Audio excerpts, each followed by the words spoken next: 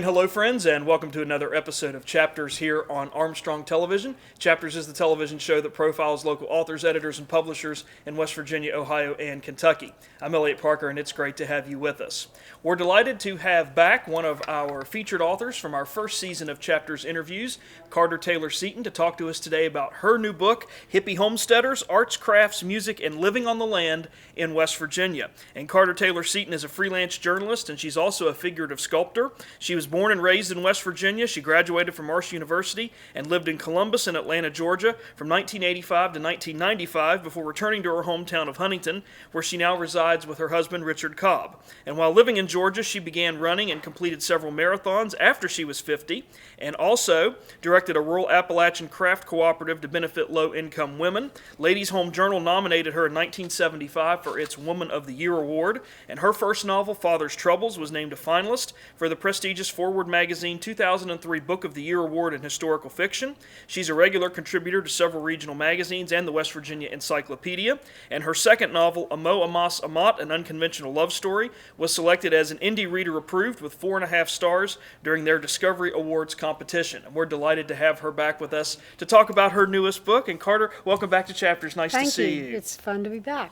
We had you on our program back in August of 2013, and when we interviewed you then, you were talking about this book, Hippy Homesteaders, and the project you were working on, and I can remember you being so excited about it, and here it is, a couple of years later, in publication. So tell us a little bit about this book and what Hippy Homesteaders focuses on. Well, I am still excited about it because it became such a really wonderful book, and the reason I say that is because all of the people in it like it.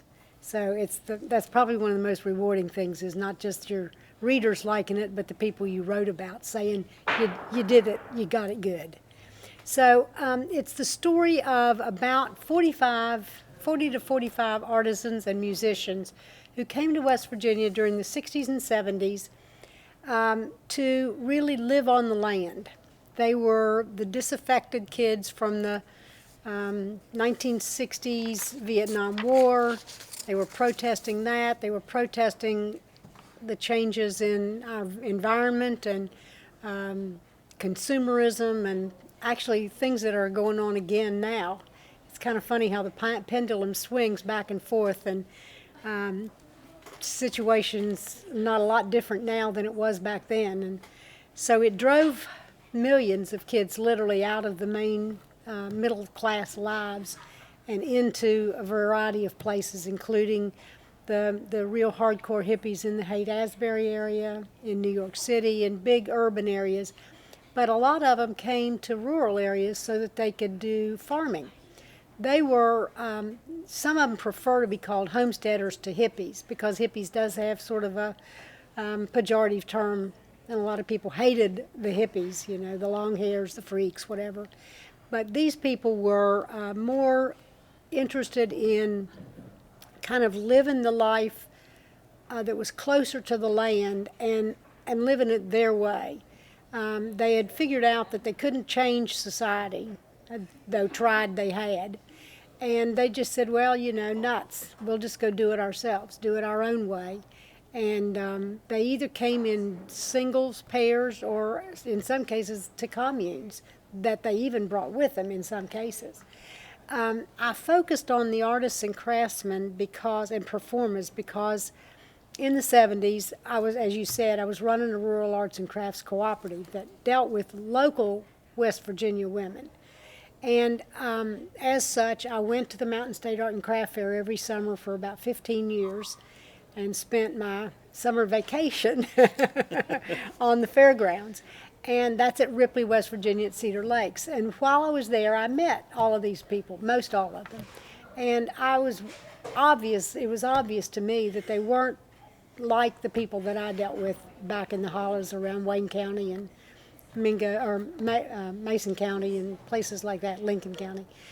But they still were making a craft and still trying to sell it. So we became friends. Same kind of deal. I was doing the same thing for these artisans. And I didn't ask the question, what are you doing here? You've got a Brooklyn accent. Why are you here in our state? But later I decided I would try and investigate why that phenomenon and whether or not there was anything that tied all of them together. I mean, I'd met everybody from a Chinese man who threw pots to, you know, a woman who made candles, or whose husband made candles. And they just seemed to be, you know, had really ingratiated themselves and had fit into the West Virginia lifestyle, but yet there was definitely something that set them apart. So one of my best friends in this hippie business is a fellow named Rick McDowell, who still lives in Lincoln County on the same home place that he moved to when he came here as a Vista worker, which is now 71, something like 50-some years later. And I called him and I said, Rick, can you tell me, is there something in common with all you guys who came here in that time frame? And he said, well, yeah, probably there is. He said, I think it had something to do with the Vietnam War and that whole thing. So that set me on a trip, literally a trip, around the state of West Virginia to start investigating this. And I would call up some of these people that some of them I hadn't seen in 20 years, because this was now the late 1990s. And I'd say, you know, can I talk to you for a little while? I'd like to come visit. So I got a grant from the West Virginia Humanities Commission to spend a year to go out and interview these folks. And I traveled all over the state. I mean, it was wonderful. It was like a great big rolling two-year reunion, because I got to go see them. And some of them, I'd been to Rick's house before, but I'd never been to some of the others. And I spent the weekend with some people, spent hours with others, and we just put a microphone down in front of us and started talking, and they told me all their stories. Well, it is a great collection of those stories from those people that you met. I wanted to ask you, and you touched on this a few moments ago when you were talking about people moving to West Virginia. It was interesting in the 60s and 70s, you had a lot of people taking those same sort of country roads out of the state. And people were going to Pittsburgh and Cleveland and some of the Rust Belt cities, or what we identify as the Rust Belt cities today, for work, looking for manufacturing jobs and opportunities for their families. So as those folks were leaving, these other folks were coming in. Any reason in your book, or any reason that you determined in your research why West Virginia was a good pick for them? Of all the places they could have ended up, why West Virginia was one of those places that they thought, this is where we can start our back to the land movement? Yes. I've read a couple of books about that whole movement, and it turns out that many people who went to places like Vermont, for instance, which is beautiful and has lots of land, it failed. People who went maybe other places that we would consider rural, it failed. And I think one of the reasons, like out west, for instance, one of the reasons I think it worked here is because despite the fact that we do have winter, it's of relatively short duration. And it was a more survivable life. You go to Vermont and, you know, or Maine, which some people did, and as my husband used to joke when he lived there, they had two seasons, July 4th and winter, you know. So you could hardly survive there. It's not as friendly for farming, and that's what these people wanted to do. They wanted to go back to the land and live, as they say, putting a light footprint on the earth. And they could do that in West Virginia. So that's why you don't find very many people of this nature in the coal mining regions. They went to places that were rural, that were isolated, that were at least had bottomland, you know, where they could farm, or they had enough of a flat place on the hillside that they could farm there.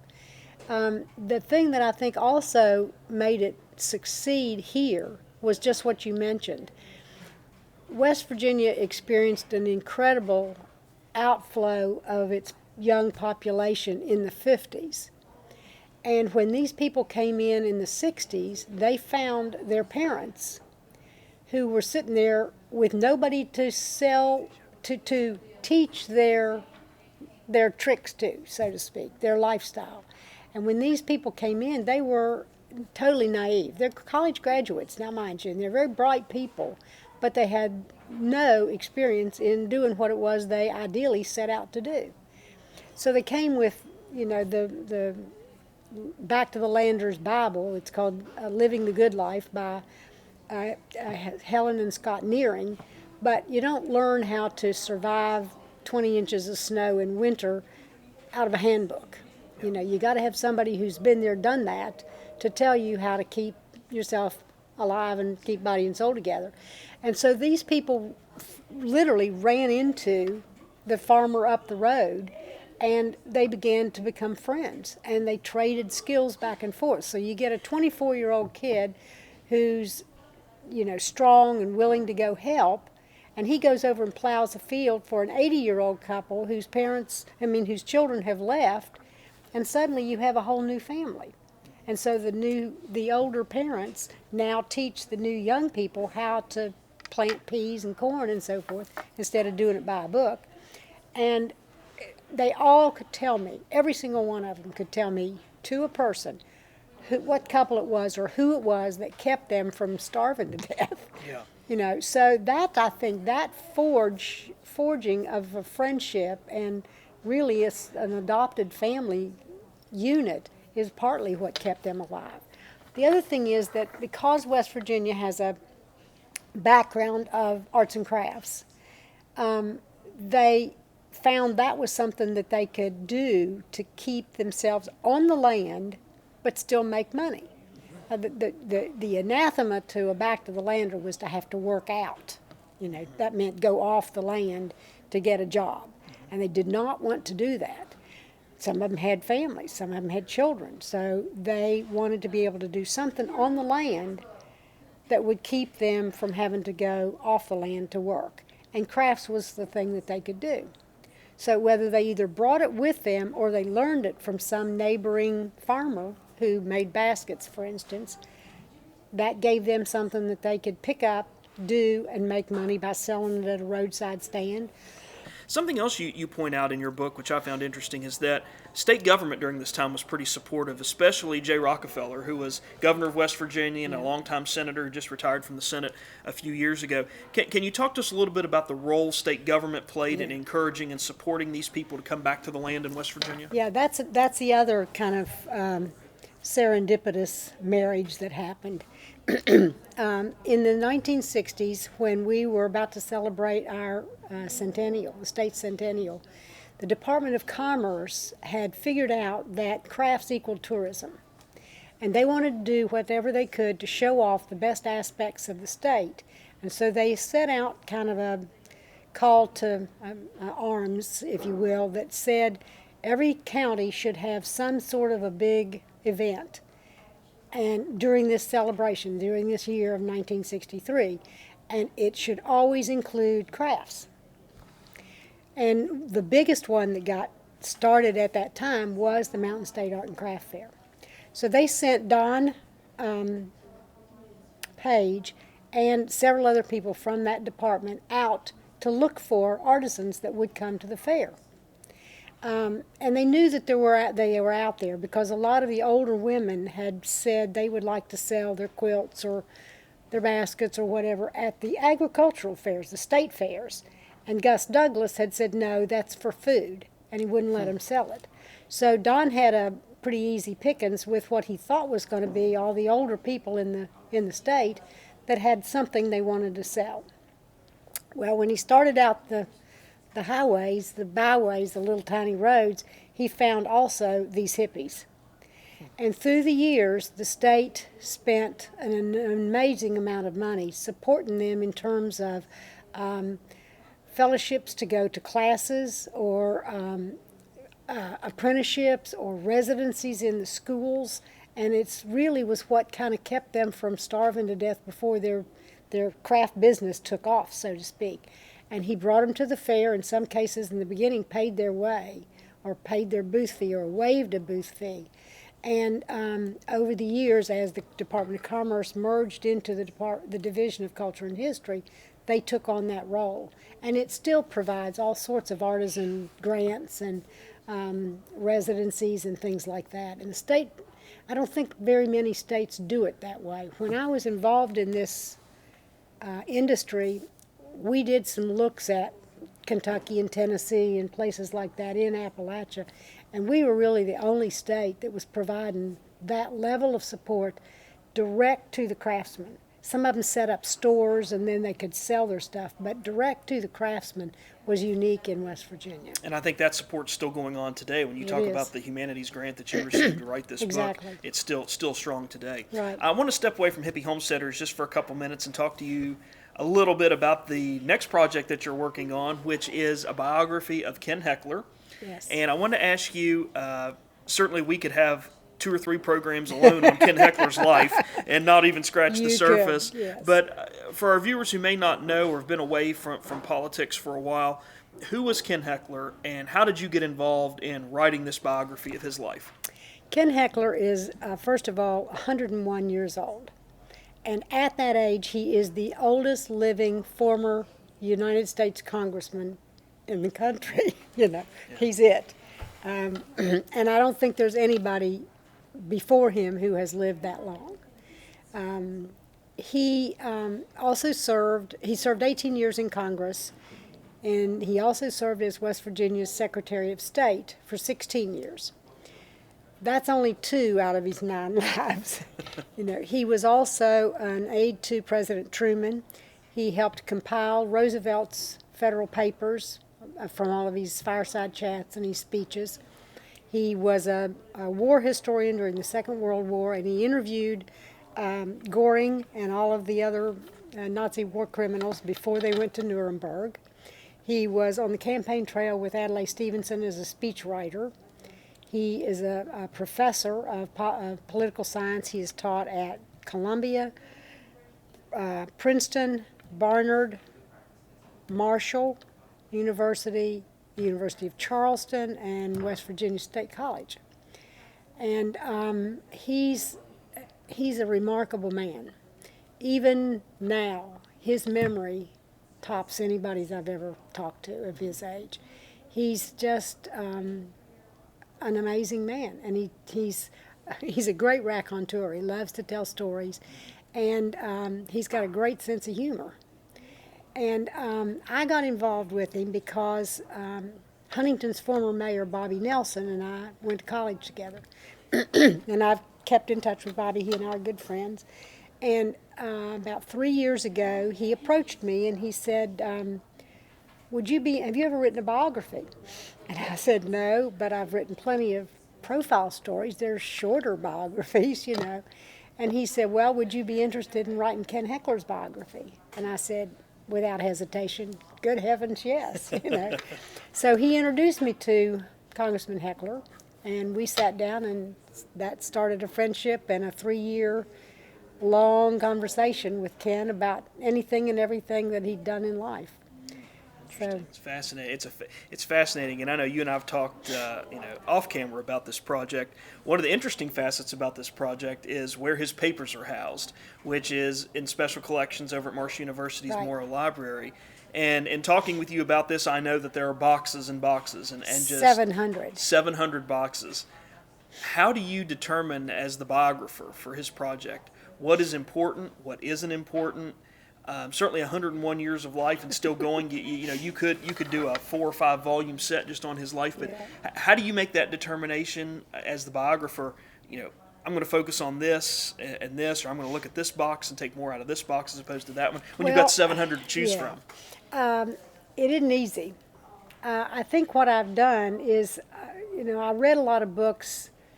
I read all the books that he wrote, first of all. I read Dr. Moffat's biography that he concluded and published, and it only goes up to 1985. This is Dr. Charles Moffat, who was a history professor at Marshall. And then after I talked to Ken, I did all of that kind of in preparation for talking to him the first time. And so I knew kind of what he'd done sort of things. So it was a matter of getting Ken's take on why things happened, not so much what, because my task was not to write a history. It's to write a biography about the man and why he did certain things and what motivated him and what drove him and what makes him tick. So the papers are, first of all, Ken is a pack rat. obviously, if you didn't have 700 boxes. And he saved literally everything from his first grade postcard on, and first grade grade card on.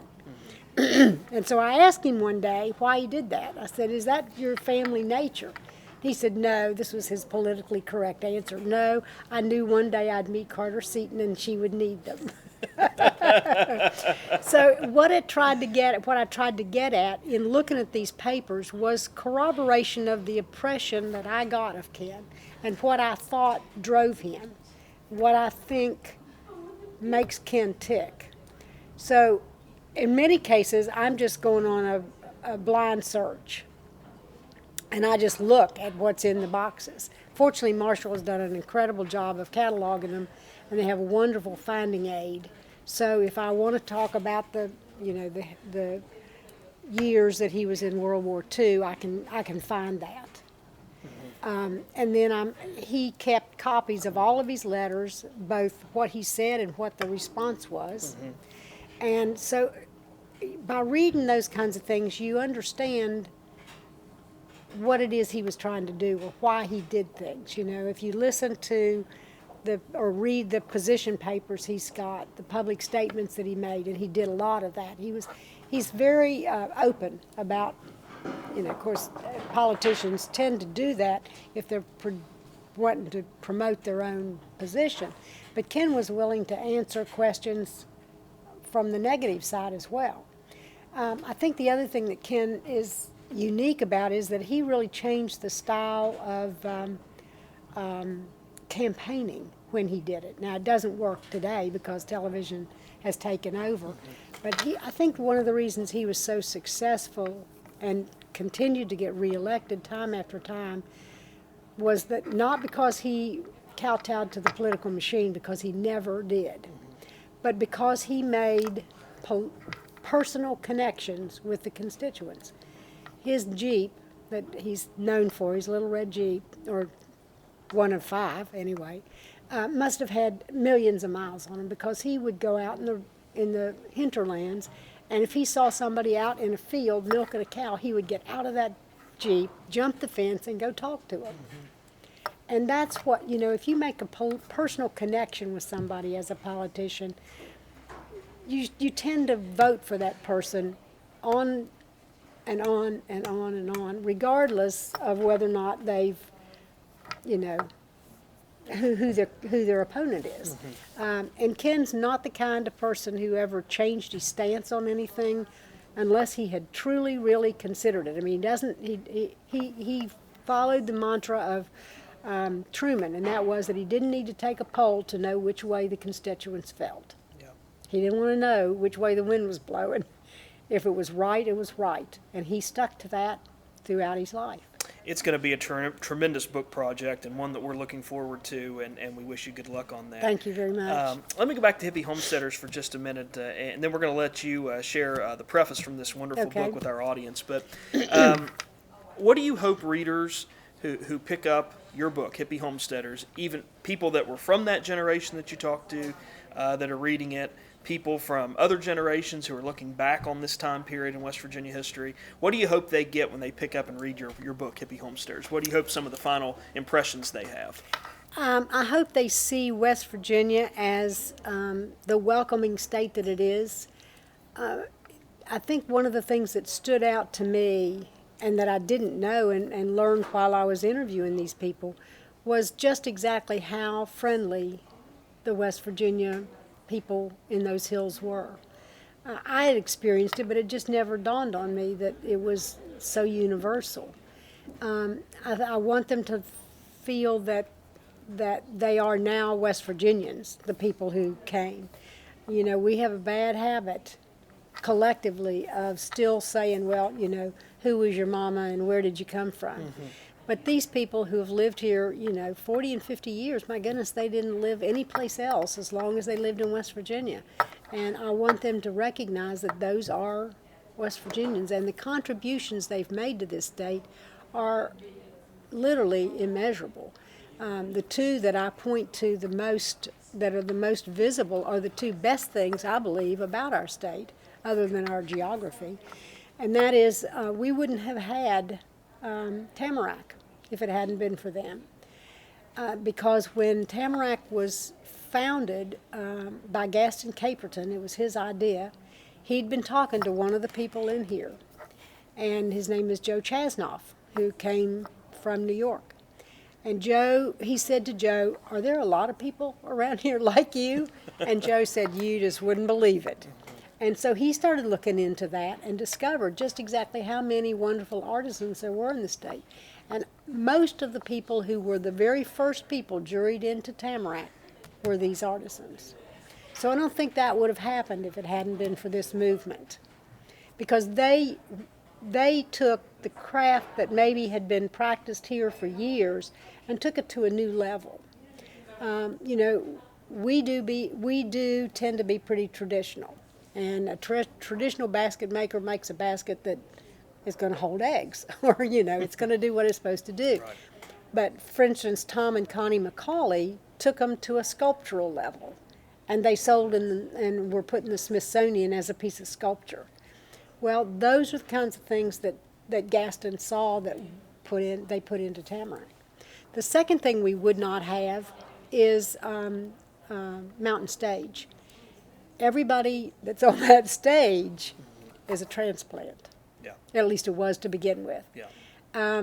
The Mountain Stage Band basically was comprised of the Putnam County Pickers, and every single one of them came from somewhere else. Mm-hmm. So that's an internationally broadcast radio program now, and it's the longest running live performance radio program on the air. And I just think, people need to know that. Yeah, absolutely. It's one of those things I think sometimes as residents or citizens we take for granted. Yes. that program is always there because it's been so good for so long, and Larry Gross does a great job with that program. And I think we take for granted our state in general, and we don't look at how those, what we now call institutions, came to be, and they don't have any idea that this was what started it. Absolutely. In our closing moments, Carter, we wanted to let you have an opportunity to share with the audience a sample from Hippy Homesteaders, and I believe you're going to read the preface of the book, which I think does a great job of setting the scene for us and gives us an idea of what's to come. So we'll turn things over to you for a couple minutes and let you share with us from the preface. As you're getting that together, if people want to get in contact with you or get a copy of the book, how can they reach out to you? Where can they get your book? Well, they can get it at Tamarack. They can get it here at Empire Books in Huntington. It's, of course, in the library if you want to just borrow it and read it there. It's available on Amazon, and it's also an audio book, or not an audio book, an electric book. What am I trying to say? An e-book. An e-book. There you go. Thank you. It's an e-book. I am a daughter of the hills, born and bred, as we say in West Virginia. Yet until 1970, I didn't realize I was an Appalachian as well. I'd grown up in the city but ridden horseback through the woods behind my grandparents' home. I'd walked blacktop streets to school, then escaped on weekends to the outskirts of my neighborhood to play in caves. The tug of those hills was strong, the comfort in them complete. One autumn weekend at Hawks Nest State Park, in the company of those who already knew, I found my roots. I'd recently become the director of a craft cooperative and felt I needed a quick orientation into the culture I'd be serving.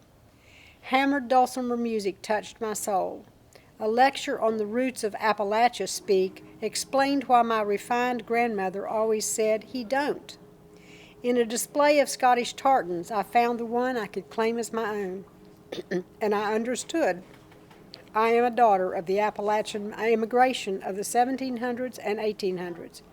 For nearly 15 years, I worked with scores of rural women to help bring their beautifully handcrafted quilts and clothing to sophisticated markets all over the United States. The experience enriched me and showed me a simple rural life I'd disdained as a girl. It's true that an abiding love of the land often kept their families on now non-productive farms, and that a lack of education kept the breadwinners in low-income jobs. In some instances, the women had never been outside their community their entire lives. Nevertheless, their honesty, integrity, and pride were as true as the stitches in their quilts. If these women agreed to do a job, you could count on it. I came to love these wash-dressed women, their hair pulled back into a severe knot at the nape of the neck, or permanent waved into a mass of tight curls every 3 months. And I came to know the voices of Appalachian women, those of many generations in the mountains. During this period, as Appalachian Craftsmen Incorporated exhibited at the annual Mountain State Art and Craft Fair in Ripley and the semi-annual Mountain Heritage Arts and Crafts Festival in Harpers Ferry, West Virginia, I began to see a different cut of artisan. Scattered among the scores of homegrown craftsmen were candle makers, basket makers, potters, wood sculptors, weavers, photographers, stained glass artists, leather crafters, and printmakers who didn't speak with the twang I'd become accustomed to in those rural West Virginia voices. I soon learned they were not natives, but had chosen to make West Virginia their home. Why they came mattered not. We were simply West Virginia artisans trying to eke out a living. Now fast forward to 1996. I returned to West Virginia after a 10-year absence, grateful to be back in the comforting mountains. I discovered Tamarack and learned that when it was built, West Virginia was the only state in the country with an entire facility dedicated to showcasing the work of its artisans. As I wandered through the displays, I excitedly recognized the names of many of my old showmates, now highly successful, nationally distinguished artisans whose work had put West Virginia on the map in a positive manner. I remembered when they were just beginning their careers. Now they formed the core of West Virginia's reputation as a fountainhead of fine art and crafts. Suddenly I began to wonder, what had brought those immigrant artisans to West Virginia? After several inquiries, I discovered that many were part of the Back to the Land movement. Why West Virginia? How did they find the state? What drew them? Did they love the hills like the state's natives? Was there something unique about their West Virginia experience that contributed to that success? Curious, I began a 2-year journey visiting 45 artisans, musicians, and performers, most of whom I'd known during our years together on the craft circuit, to learn their answers. I discovered that they came for various reasons, but found the same charm in those ancient hills. However, it's the totality of their arrival that made such an impact on the state. One or two would not have created a movement. They'd have been an anomaly, either accepted by those around them or run off. But the hundreds who came and those who stayed because they found support from their neighbors or the state itself have made a positive contribution to their adopted state. There are hundreds more: environmental lawyers, community activists, restaurateurs, hoteliers, directors of nonprofit organizations, archivists, and social workers who have done the same. Here I've chosen to highlight just the artisans, musicians, and performers.